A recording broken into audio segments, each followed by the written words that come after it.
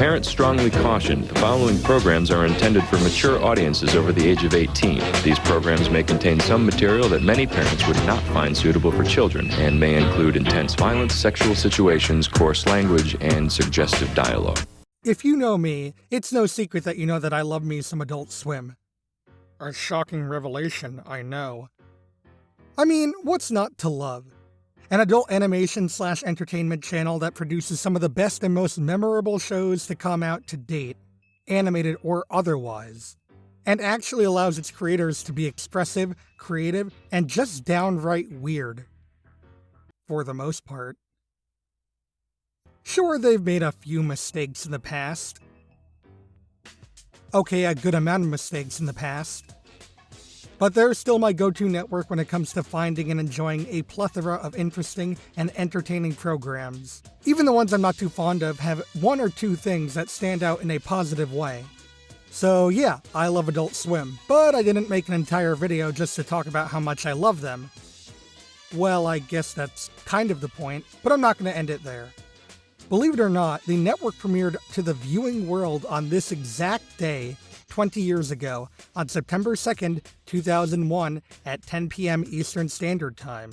After having stealth premieres of Aqua Teen Hunger Force, The Brak Show, C-Lab 2021, and Harvey Birdman shown off the week of December 21st, 2000.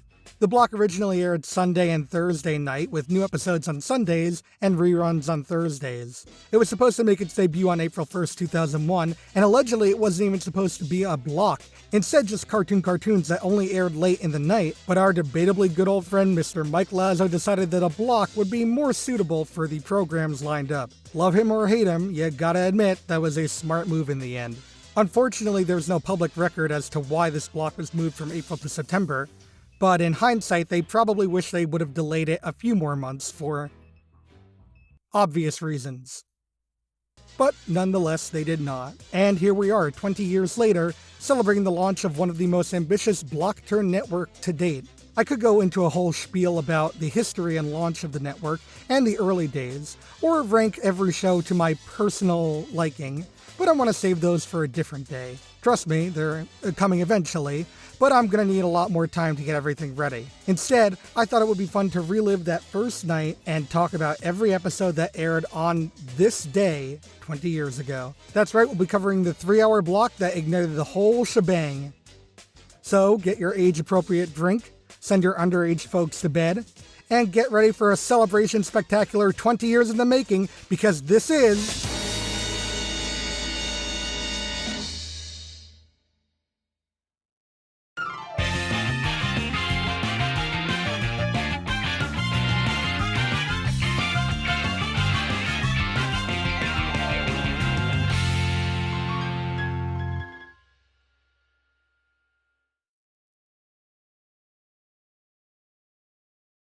Adult Swim has had a reputation over the past 20 years of being responsible for saving shows that were canned by their original networks, by either airing episodes that never made it to air, or picking up the show for another season, or even both. Case in point with Family Guy, Mission Hill, and The Oblongs back in the early 2000s, and most recently with Tuca and Birdie, having their second season picked up and aired exclusively on Adult Swim after Netflix's cancellation. Believe it or not, they were doing this from the beginning, with the very first show that aired on day one.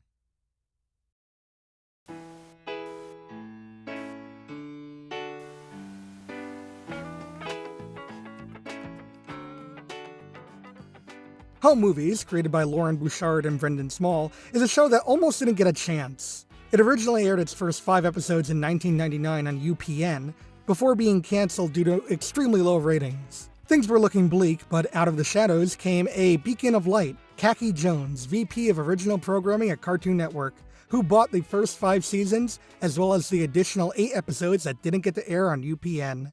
Following the first season, it was picked up for another 13-episode season. And then another. And then another. Effectively saving the show from being outlived by... Dilbert.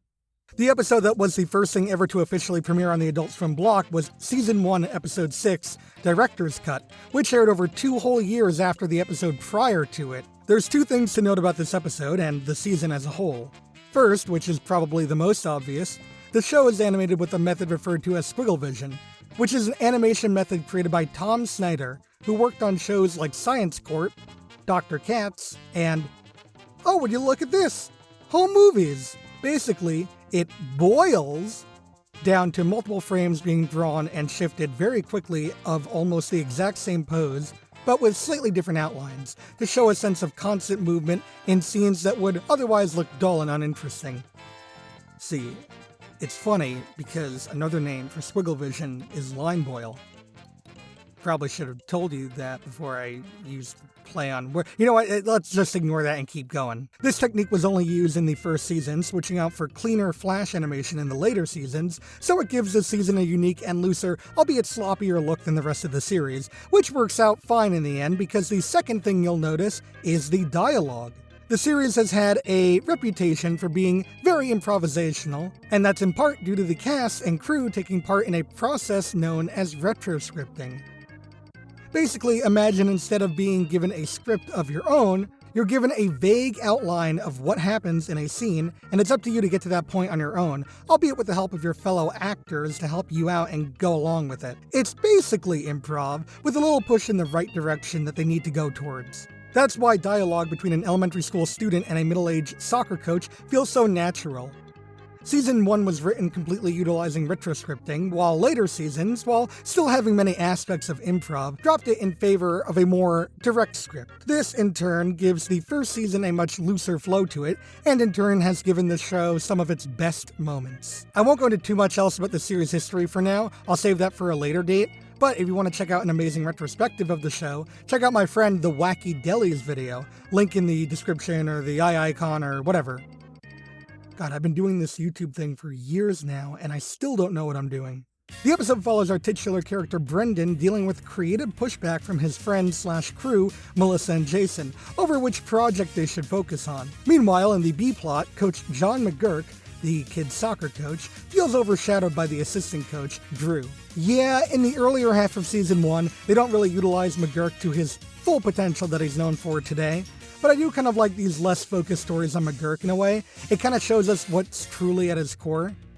A guy whose only friend is an elementary school student. Luckily, there's more going on in Brendan's story. Melissa approaches him with the idea of helping local rock star kid Dwayne make his rock opera adaptation of Franz Kafka's Metamorphosis. Brendan reluctantly agrees, despite the fact that he makes it clear that he's uncomfortable directing something that he didn't write, and would much rather direct his idea of a fictional conversation between Louis Braille and Louis Pasteur, entitled Louis Louis, despite pushback from his friends. Did we veto that one? No, we put it on hold. Well, can we veto it now? Absolutely not. Okay, can we put it back on hold and then veto it? To be honest, they're both really, really, really bad ideas. But Dwayne's idea is less bad, but only slightly. Eventually, Brendan's ego gets the better of him and he decides to step down from the project, effectively canceling Dwayne's idea. I really like this episode not only because it gives Dwayne, easily one of the best characters, a major role for the first time, but it's also a really good highlight and representation of what the show is all about, and that can be seen perfectly through Brendan's character. The show likes to have their children characters act way more mature and adult than they actually are, and that can clearly be seen through the dialogue and actions of the characters. However, it also wants you to remember that these are indeed kids, and kids are indeed dumb and immature, and make dumb spur-of-the-moment decisions. To any kids watching this right now, first, you shouldn't be, and second, I'm not apologizing, you'll agree with me when you're older. Brendan's actions and attitude towards directing Dwayne's movie is reminiscent of that of the egotistical puppet director, being forced to work on a project that they have no say on, and would much rather be directing an original project of their own that would honestly be much, much worse. But it also works on a completely different angle, that of the egotistical child who wants things to be their way or the highway, and will make life harder for everyone since they're not doing the things that they want to do. It leads to the kid eventually ostracizing their only friends for calling them out on their behavior, and the kid becoming alone in their own world. This can absolutely be seen with Brendan's interactions with him and Melissa and Jason, even refusing to take the blame when they reconcile. Was that why you were being so selfish, too? No, actually, that was just a coincidence. I also like how the episode has similar themes between the A and B plot. We see both Brendan and McGurk feeling threatened and overshadowed by an individual who's clearly better than them, but their execution and how they eventually handle it couldn't be any more different, with Brendan reconciling with everybody, while Coach McGurk graffitis the school and tries to pin it on Drew, before being thwarted by his own hubris. That's called a parallel plot structure, I think. Anyways, yeah, I really love this episode, and home movies as a whole. Glad I was able to finally finish the series as an adult, because I definitely appreciate it more now than I would have as a kid. Great start to what was the first block of Adult Swim ever. Let's see if what's next can top it. What are we gonna see? Hot dog in the morning. This is the one where the little hot dog finds its way home. Far out. Ah, the Brack Show. Honestly, out of all of these, I think this is the show I feel the most for. This was allegedly lined up to be Adult Swim's big hit, lasting for multiple seasons, but with a mixture of lukewarm reception from fans and critics, and a certain show about talking fast food mascots that we will not be covering in today's video, it was cut down in its prime, only lasting 3 seasons and 28 11-minute episodes. I could totally get why the network put so many of their eggs in this basket. Over his years of making minor appearances on Space Ghost Coast to Coast, and eventually landing a co-host gig on the original run of Cartoon Planet, Brack's popularity soared to new levels. That's the reason he got his own show in the first place. But it wasn't always set out to be what it became. See, the original plan for Brack was to have him host a Variety Hour-esque show with Zorak, containing skits and tons of musical numbers. This idea was scrapped, and eventually the stealth premiere of a new show entitled Leave It to Brack premiered. This is more akin to the final product that we got, with the major difference being that the backgrounds were crudely drawn 2D drawings, instead of what we got in the final product, which utilized photorealistic placement for its backgrounds and interactive objects, much like Aqua Teen, which is much easier to manipulate and animate. The show takes on your typical sitcom approach, with Brack living with his family, consisting of his human dad, his mom, that's what I meant, and his rarely seen brother Sisto. He also hangs out with his best friend Zorak, who's a lot more evil than his coast-to-coast counterpart, probably because he's not under constant surveillance, and annoys his neighbor Thundercleese, who's voiced by the legendary Carrie Means. Alright, let's get into the episode Goldfish. The episode starts off with Brack getting excited for the Carnival of Feet. Not gonna make the obvious joke. But first has to take care of Thundercleese's fish, Mr. Tickles, while he's away. After misinterpreting his instructions, Brack and Zorak accidentally overfeed Mr. Tickles, killing him and flushing him down the toilet. This is where the tropey sitcom plot of the episode ends, and the surrealism begins. Brack begins being haunted by the ghost of Mr. Tickles, who tells him to convince his twin brother to take his place, so that Thundercleese won't be mad. So then Brack takes a rocket to see his twin brother in a lake, and it's a redneck fish, and I don't know why that's so funny, but it is. And then anyway, the fish says no, and then Brack has to face the music until the ghost of Mr. Tickles comes back to tell Thundercleese that I'll always be with him, and then he goes and dances with a hooker fish at a live-action club. Yeah, I can't believe I read that either. And yeah, that's pretty much Goldfish. It's kind of hard to give a plot synopsis of an 11-minute show already, but when you don't have a plot to follow, it's even harder. Not that that's a bad thing, it actually works in the show's favor, as the later episodes ditch the sitcom setting altogether and go straight for the weird and wacky. That being said, I like this episode. It had its good moments and better songs. And I like it. I don't know, I just like it. But we're not done with Brack just yet, as we have yet another Brack Show episode to cover, Time Machine. Hey, Zorak, can I ask you a question? Yeah, what? Where are we going to find enough squirrels to make a kite? This episode sees Brack and Zorak denied the privilege of going to Fish Pockets, Brack's favorite restaurant, because they spent their weekend playing video games instead of doing their homework. They decide to go back in time to convince their past selves to do the homework, but they end up slacking off again and playing video games. This leads to an infinite time loop where they constantly go back in time to their previous past selves and keep making the same mistake, until they're in Brack's room with too many versions of themselves to count. You'd think that I've reached the really crazy part by now, but it actually gets even crazier than that. Zorak comes up with the idea of going back in time to prevent homework from being invented in the first place. They go back in time to see two wizards having an invent-off, and they're able to convince the wizards just in time to not invent homework. However, they take things too far, as now the wizards destroy all their inventions they created, including the microscope and penicillin. Ironically enough, this doesn't affect the present too much, as the only thing that changes is that fish pockets no longer exist. This episode is more of the same as the last episode, although I think this one takes the edge. It does a better job defining the characters, with Brack being an oblivious optimist, Dad being a not-so-great role model, Zorak being a bad bug, and Mom being a caring matriarch. Not only that, but the jokes are a lot funnier, and the musical moments are a lot better. All in all, a decent pair of Brack episodes. Home Movies is beating it out, and currently in the lead, but that might change now that we've reached. Birdman, at last we meet again. Arturo, it was last week. I was in Zurich last week, you nit. Avenger, my personal digital assistant. How do you make a tea again? Harvey Birdman, Attorney at Law, is a fantastic show. It takes the forgotten and washed-up old Hanna-Barbera character of Birdman and gives him a fresh coat of paint and a new job, a la Space Ghost Coast to Coast, but this time as an attorney. And who are his clientele, you might be asking? Well, none other than other classic Hanna-Barbera characters. This was at a time when Hanna-Barbera wasn't as protective of their IPs as they are now, so you can have episodes where they have Shaggy and Scooby-Doo tried for weed possession, or Boo Boo as a Unabomber parody.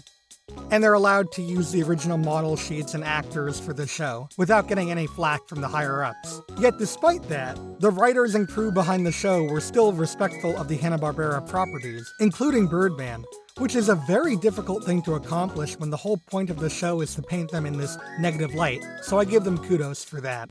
I also have to give them kudos for being the most technically advanced of these shows so far. It is, without a doubt, the most expensive Adult Swim original launch show.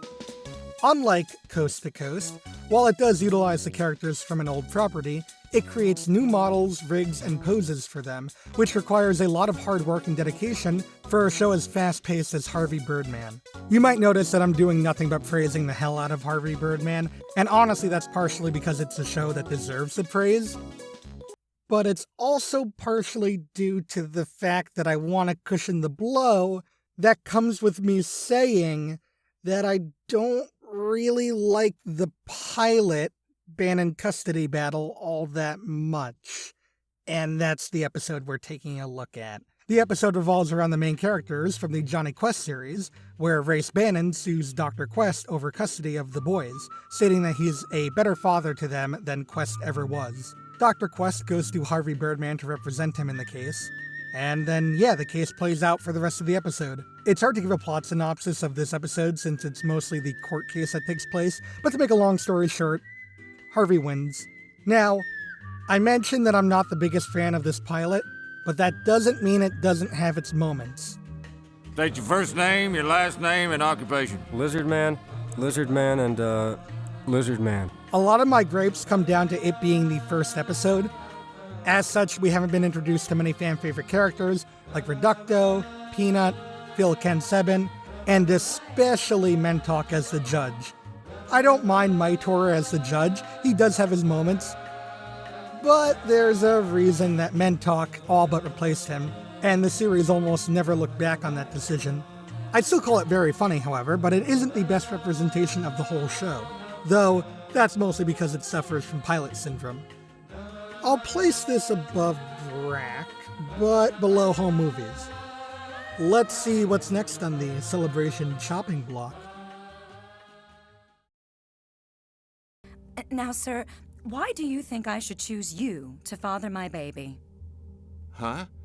Well, I thought that you were going to, adopt one of us. I'm in a weird spot with C-Lab 2021 because I definitely have the most to say about it and its rocky origins, but I really want to save that for a different video. So for now, I'll just say that whatever you do not watch the original C-Lab 2020. It may actually be the most boring show of all time. I promise you that there is nothing good that came out of C-Lab 2020. Well, okay, except this, obviously. C-Lab 2021 was created by Adam Reed and Matt Thompson, who you may recognize as two of the people behind one of the most popular animated series to date, Archer, and Frisky Dingo, which is actually better than Archer. There's a lot, and I mean a lot, of early Archer that can be seen in these episodes, especially when it comes to the character dialogue and interactions. Like Space Ghost, the show uses footage from the show it's based on, C-Lab 2020, to create an entirely new entity. And what we get is the most mixed bag show of the whole bunch so far. On the one hand, it's probably the funniest show we've looked at so far. I know humor is subjective, and going into the show for the first time, I was not expecting the show to be this funny. But I was pleasantly surprised with how many times this show got a decent chuckle out of me. What if everybody went around calling you White Stormy? You mean there's a Black Stormy? On the other hand, whoo boy did this show not age well. This is probably the worst looking show that Adult Swim has put out to date. But enough about the show as a whole, let's talk about the episode. In this episode, Chickmate, we see Debbie trying desperately to have a baby before her internal clock runs out of time. She interviews all the potential candidates aboard the underwater science facility to see who would be the best father. It actually ends on kind of a sad note, with Debbie deciding not to have the baby, since all of the guys on board are acting like complete idiotic jerks, and she doesn't want to bring a baby on board this underwater vessel of lunacy. It's a very simple plot, but that's basically what happens. The rest of the runtime is devoted to jokes and quips between the characters, and honestly, thank God this show is as funny as it is, because otherwise, I really don't think I could stomach these visuals. Some things were just not meant to be seen in high definition, and this is one of them. There's a lot about this show that I wasn't able to talk about in this video, like a lot of the controversies that recently came out about its production in the past few years, as well as coping with the death of one of its main character's voice actors, but I want to save that for another time. I guess I'll place it above Brack but below Birdman. The comedy alone edges it above Brack, but despite me not really liking the Birdman pilot, it's an all-around more solid episode than the C-Lab episode. Though C-Lab does have the better theme song, that's a no-brainer. We're now about halfway through our first night block. Will these remaining two shows find a way to edge out over the other four and claim victory as the best episodes that the first block had to offer? Find out when we return after this quick break.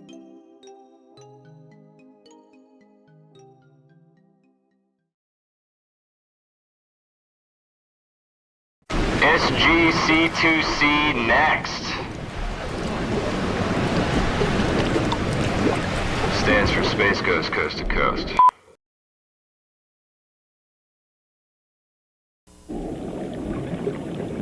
Space Ghost Coast to Coast next. Coming up next. Just tell this woman that she's crazy. Just because I'm famous and sexy doesn't mean that someone could just go and marry me the second I leave the room. What room?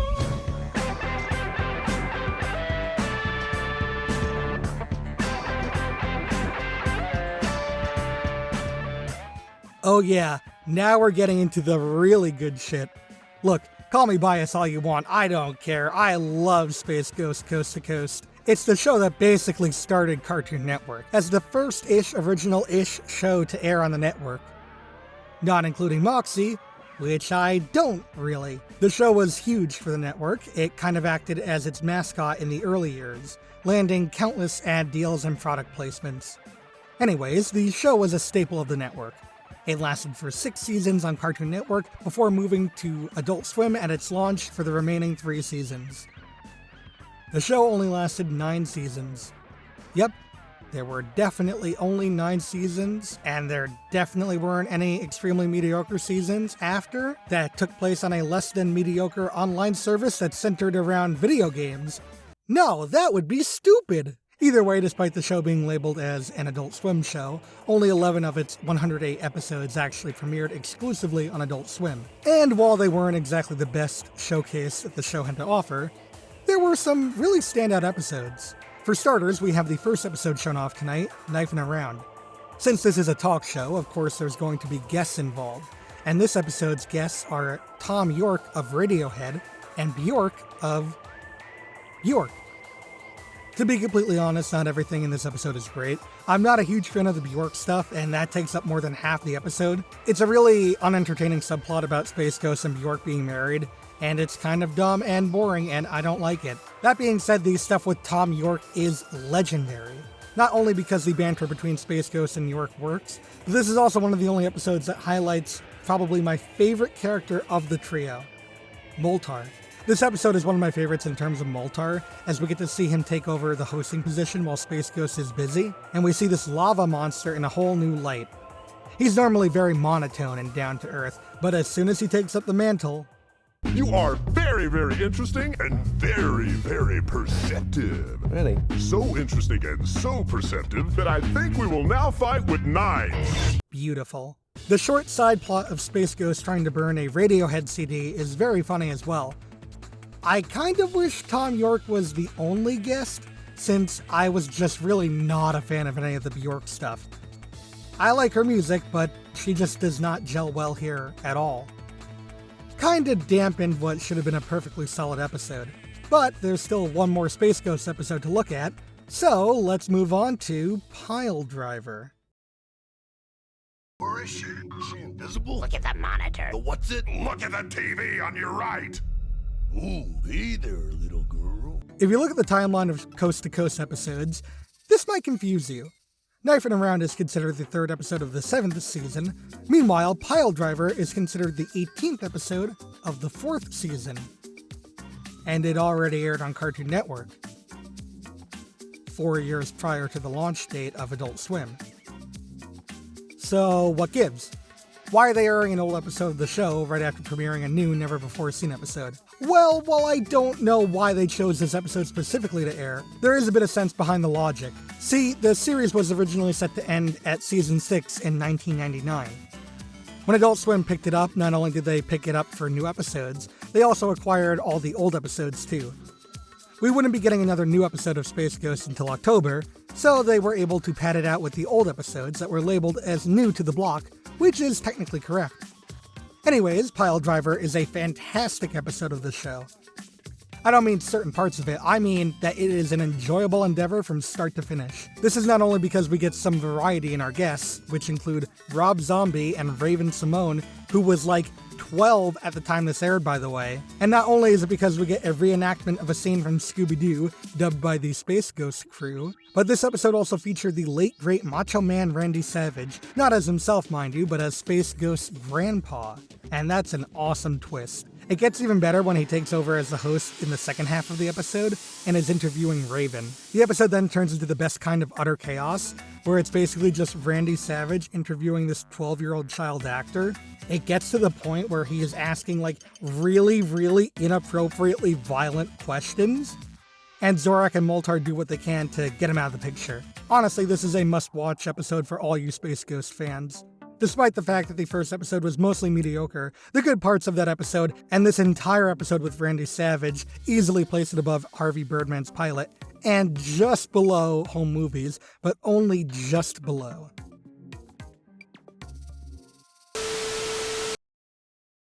It's time for the moment you've been waiting for.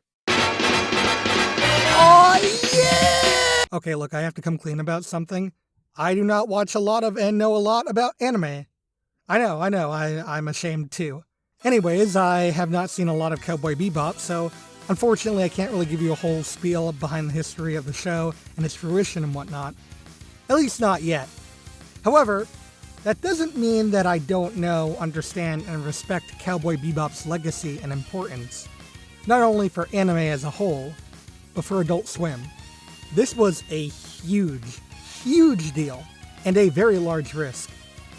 When this show takes up 1/3 of your 3-hour block, you know you're playing with fire, especially when it's aired in such an unconventional way. Of course, looking back now, this paid off monumentally and made strides towards easier and more affordable access to quality anime in the West. I realize that I've said a lot about the show without really saying much about the show, or the episodes in question, so here goes. The first episode, Asteroid Blues, does an amazing job introducing the characters of Spike and Jet. The episode revolves around the two of them trying to collect the bounty on Asimov's head. It does a really good job showing off the differing characteristics of the main characters and how they both want the same thing, but have different ways of going about it. Spike is a lot more carefree and oblivious, kind of choosing to do things in his own way, which does sometimes come back to bite him in the ass. But he's also very cunning in how he gets his information. And when push comes to shove, he does whatever he can to get his man. Meanwhile, Jet is much stronger and burlier than Spike, but despite this, he plays a lot more of a background role between the two. He's also the voice of reason and common sense, wanting to follow the rules and do things by the book, and as such he acts as a bit more of a mentor and father figure towards Spike, but his stubbornness can sometimes get in the way of their job. These personalities line up a lot with their backstories of the characters, at least from what I've gathered so far, since Spike used to work for a crime syndicate, while Jet used to be an investigator on the police force. These two work really well together, albeit we don't see a lot of their clashing personalities in this episode. The episode mostly revolves around Spike finding and chasing after Asimov, and while it's really cool and impressive and has some amazing bits, there were a few points that felt a little padded and unnecessary to me. That being said, like I said many times before, I really don't know how these affect other episodes in the timeline, so I can't really docket points for that yet. So far, this is a really good introduction to the show, but I think the next episode might be even better. One thing about the early episodes of Cowboy Bebop is that we're not introduced to the whole Bebop crew, as each member is added in later episodes. This does make the Bebop ship feel a little more empty, but on the plus side, in this episode, Stray Dog Strut, we get introduced to Ein, a Welsh Corgi data dog, who is undoubtedly the best member of the Bebop crew, and you can fight me on that, I don't care. The episode starts with Spike and Jet going to Mars for their next bounty, who's known for stealing and selling special animals. You can probably see where this is going. Spike gets a hold of Ein from the criminal, they collect the bounty, and Ein joins the crew. A short synopsis, I know, but it's executed brilliantly over 20 minutes. I'm still not entirely sure what a data dog is, but I'll chalk that up to me not seeing every episode. This episode is definitely superior in my opinion. I love the addition of Ein for starters, but I also really love how both Spike and Jet react to Ein, showing sides of them that we hadn't seen yet. And unlike the previous episode, this episode didn't feel like it was wasting my time all that much, and even when it did feel like that, those scenes were all entertaining on their own. Honestly, that's all I have to say about these episodes in the show so far. They're extremely solid, and a great introduction to what I've heard is one of the greatest anime of all time. It's definitely rekindled my interest in finally finishing the series, and then maybe I'll feel differently about these episodes. But for now, these are definitely taking the top of the block. So yeah, that was the whole block that aired on that first night 20 years ago. It's insane to think and see how much the network has grown, evolved, and adapted since then. What started out as a 3-hour block that only aired on Sundays and reran on Thursdays quickly took off, evolving into a 10-hour network block that airs every single night, and has given us some of the most important and influential shows this side of the world. Some of you might be a little disappointed in the final product of this video. Maybe you were expecting a bit more, or maybe you just didn't like what I had to say about a show or episode. And that's perfectly okay. The point of this video, on my end at least, was to celebrate 20 years of a network that has shaped me into the person I am today. And I celebrated it by taking a look at how it all started.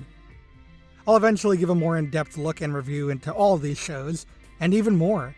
So think of this as just a sneak peek of what's to come. In the meantime, I'd like to wish a very happy 20th anniversary to Adult Swim. And I wish them many, many more years of success and happiness to come.